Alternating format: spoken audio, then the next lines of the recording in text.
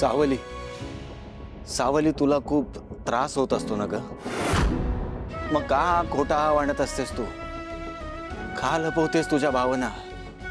हे बघ, निदान माझ्या समोर तरी तुझं मन मोकळं कर म्हणतो मी. व्यंकटेशजी, मला काही नाही झालंय, मी ठीक आहे. ते फक्त भाजी निवडताना थोडं लक्ष नव्हतं. मला तू खूप चांगली माहिती आहेस. आज सारंगला अटक झाली याच विचाराने तुझा जीव खालीवर होत असतो ना? का भांडत असते स्वतःशीच?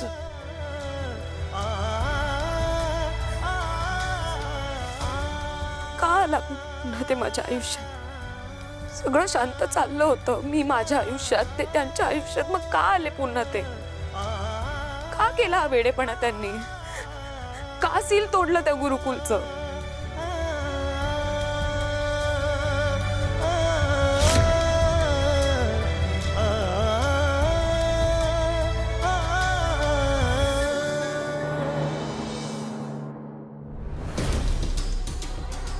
नमस्कार इन्स्पेक्टर साहेब.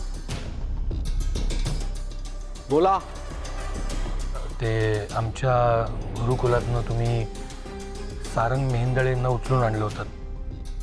तर त्यांना भेटता येईल का? त्यांच्याशी बोलता येईल का जरा? दामानच आहेत जरा. हे पोलीस स्टेशन आहे, भाजी मार्केट नाही. कधी या आणि कोणालाही भेटा. मी तुम्हाला जे विचारतोय ते मला सांगा. मला सारंग मेहेंदळेला भेटता येईल का?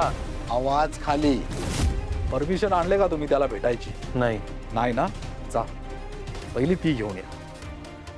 परमिशन लागणारच आहे का? हो.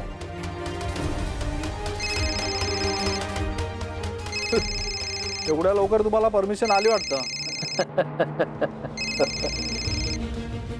हा, नमस्कार साहेब. हो, मी आत्ता पोलीस स्टेशनमध्येच आहे. इन्चार्ज एक मिनिट सर.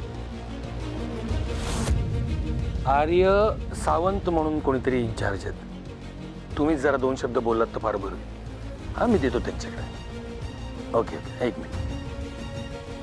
कोण आहे? कमिशनर साहेब. बोला ना. द्या. हॅलो.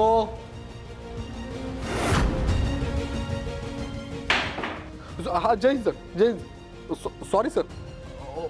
हो सर, हो सर. 100% काम होईल आज. जय हिंद सर. जय हिंद. सॉरी. हा, सॉरी. नाही हरकत. बसा ना तुम्ही. बसा. उभे का?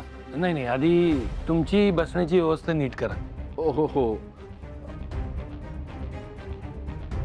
तुम्ही बसा ना प्लीज. नाही नको, आता बसायला वेळ नाही. तुम्हाला एक विनंती करतो, प्लीज तुम्ही सारंग मेहेंदळे लवकरात लवकर सोडा.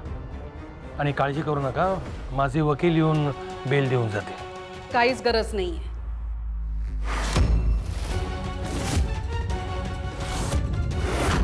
एका बाहेरच्या परक्या माणसाने माझ्या सारंगची बेल द्यायची काहीच गरज नाही. त्याची आई अजूनपर्यंत जिवंत आहे आणि त्याच्या पाठीशी उभी आहे खंबीरपणे. हे बस.